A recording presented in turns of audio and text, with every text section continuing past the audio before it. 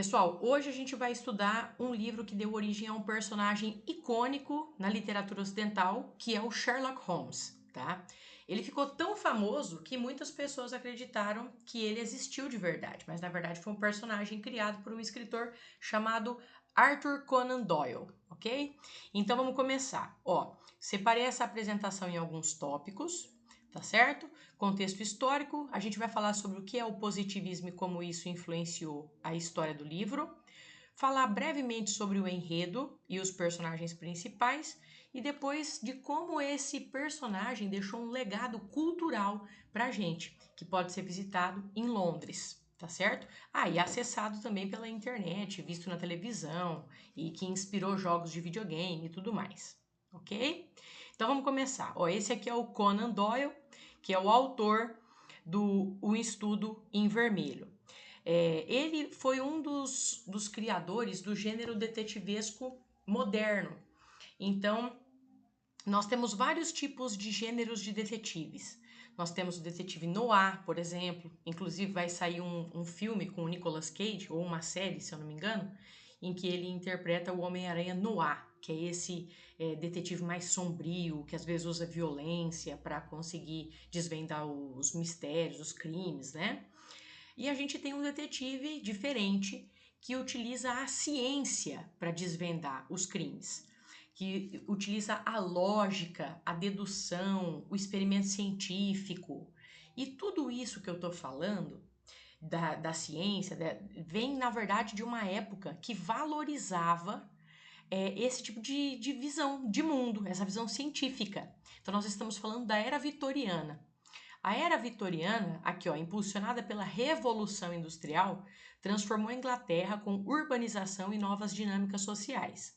Isso gerou desafios inéditos para a ordem pública e investigação criminal. Tais mudanças moldam o cenário para as histórias de Sherlock Holmes. Então, olha só, pensa comigo. Depois da Revolução Industrial, nós tivemos um desenvolvimento da sociedade muito diferente do que nós tínhamos antes. Tanto é que é chamada de revolução. A revolução é aquilo que muda de forma drástica a realidade, né? E uma das coisas que começaram a evoluir demais foi a ciência. Então, como isso se relaciona ao livro? Isso tem a ver com o positivismo e a racionalidade. Então, nós tivemos várias descobertas científicas na época. Estava começando a descoberta também da eletricidade para ligar máquina, para abastecer a cidade, né? O funcionamento da cidade e tudo mais. Isso mudou, inclusive, a forma como o tempo era aproveitado. Porque se antes as pessoas tinham que ir dormir na hora que o sol se punha, porque não tinha mais luz, a partir da Revolução Industrial, a gente tem uma sociedade que funciona mais tempo. Imagina, ó, vamos pensar na nossa realidade. Hoje em dia, isso também acontece. Com a internet, os limites entre trabalho e vida pessoal também são arrefecidos, né? Eles também ficam enfraquecidos. Porque muita gente recebe, vocês que são estudantes também, não recebem mensagem sobre coisa que é para fazer da escola à noite. Depois que sai da escola também tem mensagem, tem grupo, os grupos que nós temos em que eu envio conteúdo. Então, essa fronteira vai se dissolvendo, tá certo? Mas vamos lá, o que é o positivismo? O positivismo é a crença de que a ciência é capaz de interpretar o mundo, de que a ciência é capaz de resolver os problemas do mundo, né? E a racionalidade é essa visão pautada na observação objetiva da realidade e não na emoção, tá? E como isso se relaciona com o livro? Isso se relaciona à medida em que o Sherlock Holmes é a personificação, ele é a incorporação desses valores da ciência. Professor, não entendi. Então, ó, pensa comigo.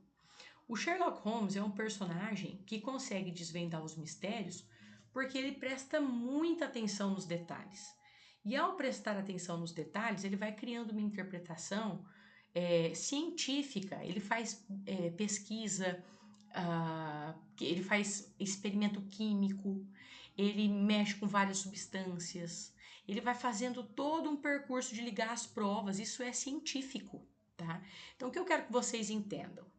Que o que estava acontecendo na época influencia a obra, tá certo? Então, se era uma sociedade que valorizava a ciência, era uma sociedade que valorizava a observação dedutiva, que valorizava o experimento científico, surge um personagem que usa tudo isso para desvendar o que a justiça não dá conta, tá certo?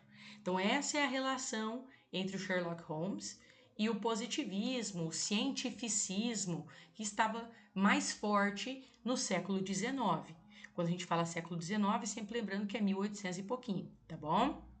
Muito bem. Nesse caso aqui é final do século XIX já, tá? Isso daqui foi o que eu já expliquei. A gente tem aí o surgimento de um gênero policial. Para vocês terem uma noção sobre esse gênero policial que se fortalece com a figura do Sherlock Holmes, e como ele se relaciona com a ciência, a senhora poderia dar um exemplo? Posso. Então, o Sherlock Holmes, ele tem um cachorro. É até cômico isso. E ele faz alguns experimentos em que o cachorro fica desacordado, tadinho. E aí, de repente, o cachorro acorda de novo e aí ele fala, então esse remédio aqui funciona assim, assim, assado, faz a pessoa dormir por tantas horas, parece morta, mas não interrompe os batimentos cardíacos. Ou então tem uma outra cena, nesse livro Um Estudo em Vermelho, em que tem um cadáver e ele fica fazendo experimento com o cadáver, é até meio violento, porque ele dá paulada no cadáver, isso a gente vai lendo e pensa, meu Deus, esse cara é louco. E aí ele fica, então quer dizer que depois de morto o hematoma aparece depois de não sei quantos minutos? Isso é ciência. Quem faz isso é cientista, né? Então o Sherlock Holmes é um detetive que incorpora esses valores da ciência do século XIX, tá certo? Muito que bem. Então olha só, falando brevemente da história do livro, né? Porque vocês vão ler, vocês vão entender melhor os detalhes, não dá tempo da gente falar de todos os detalhes do livro nessa aula. Mas porque é uma coisa mais curta, mas vamos falar do enredo de forma abrangente. Nós temos um médico chamado Dr. Watson, e na verdade é ele quem narra o livro, não é o Sherlock Holmes, tá? Então o livro é escrito em primeira pessoa, ele vai falando da própria história, só que quem fala da própria história é o Watson, tá? E o Watson é um médico que estava servindo o exército inglês em outro país, só que ele se machuca e ele tem que voltar para Londres.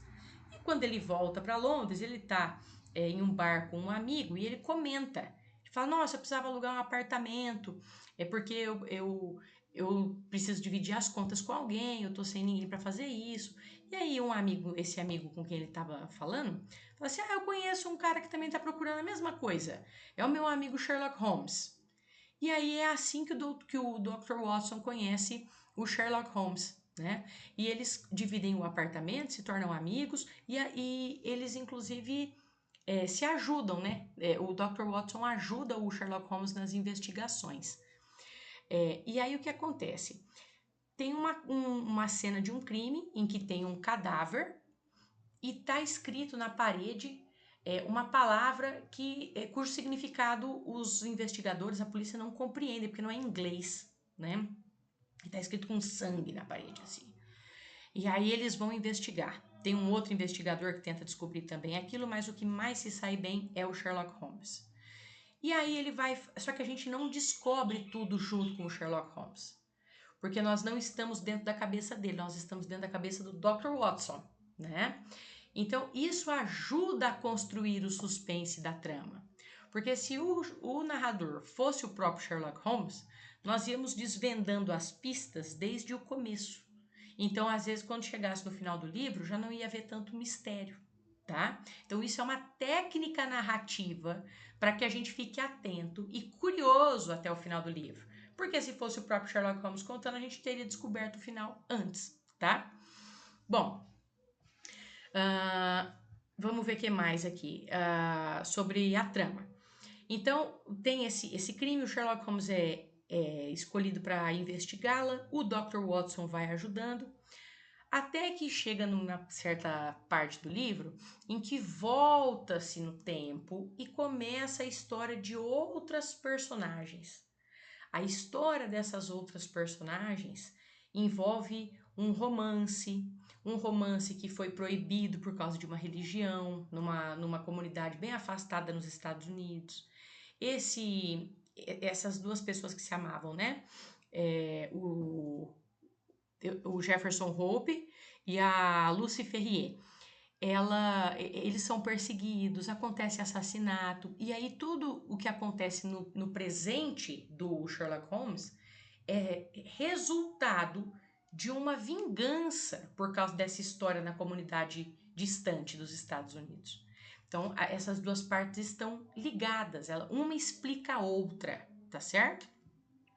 Aqui tá falando sobre o Dr. Watson, já falei para vocês da importância dele no enredo, além dele falar, esconder a trama para nós, leitores, ele também humaniza o Sherlock Holmes, porque o Sherlock Holmes ele é muito esquisito, ele é muito excêntrico, né? Então a gente vai ver no Sherlock Holmes com olhos de um amigo, que é como se fosse um irmão dele que divide o apartamento, né? Ok? Bom, e aí, professora, que mais que a gente pode falar sobre esse livro? A personagem Sherlock Holmes inspirou uma série de outras obras. Então, por exemplo, em Londres tem uma estátua do Sherlock Holmes. Olha que legal ele com a roupa do final do século XIX, né? Esse sobretudo, a gente quase não... Eu não sei na Inglaterra, né? Mas aqui no Brasil é calor pra caramba, a gente não usa esse tipo de roupa. Mas eu acredito que na Inglaterra eles também não usem mais essa roupa igual do Sherlock, né? Esse final do século XIX, né? E tem um museu, porque no livro tem o endereço dele, do Sherlock. E aí eles pegaram esse endereço, fizeram um museu, e você pode entrar, tirar foto, tem toda a casinha bonitinha por dentro. Mas, eu nunca fui, mas já vi muitos vídeos, muitas fotos, é muito interessante, tá? Agora, o que eu queria falar também é como essa obra do Arthur Conan Doyle é produtiva para o cinema.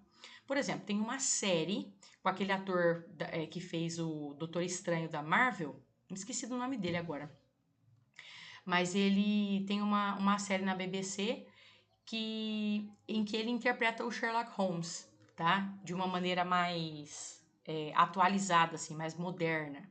E tem um filme, de novo com um ator que trabalhou na Marvel, né? Esse aqui é o Robert Downey Jr., esse nome eu lembrei. E ele interpreta o Sherlock Holmes. Só que nesse filme, ele não só investiga, tem a parte científica, os experimentos dele, tem essa parte cômica do cachorro que eu contei para vocês, como também ele dá umas porradas. Então ele também consegue ele luta. Tem uma cena em que tá vindo uma pessoa suspeita, um inimigo dele, não me lembro, faz mais de 10 anos que eu vi esse filme, ou 15, faz muito tempo. E aí ele vê pelo jeito do cara andar que ele tem uma fraqueza na perna. E ele fala, eu tenho que, só observando, né? Eu tenho que bater nessa perna aqui que tá fraca e vou dar um soco na costela dele, porque também ele respira diferente, ele deve ter problema não sei onde, e ele vai ficar fraco. E ele luta fazendo essa observação científica e dá certo. É um filme muito divertido, tá? Pra quem gosta de filme de ação. E os jogos de videogame, hoje em dia, tem muitos jogos que também usam essa técnica que começa a se popularizar com o personagem do Arthur Conan Doyle, o Sherlock Holmes. Eu tenho um jogo que chama The Witcher, de RPG, em que você tem que seguir as pistas de alguns inimigos, e aí você analisa a pegada, e você analisa a substância que caiu não sei onde, aí de onde vem essa substância, tudo. Inclusive, esse tipo de análise em que a ciência, que é pautada pela ajuda da ciência, é feita hoje em dia também, né? Se a gente for pensar nas grandes agências de inteligência, no FBI, na CIA, na polícia, eles usam a ciência também para tentar desvendar o que aconteceu, tá certo? Então eu espero que vocês tenham ficado com vontade de ler esse livro, tenham entendido a sua importância para a cultura contemporânea e tenham percebido que está tudo interligado. Às vezes você gosta de um filme de suspense, um filme policial, e acha que não vai gostar de ler o livro, mas é um livro muito instigante para quem gosta de tramas policiais, de mistério, de desvendar as coisas, tá bom? Espero ter ajudado vocês. Um abraço.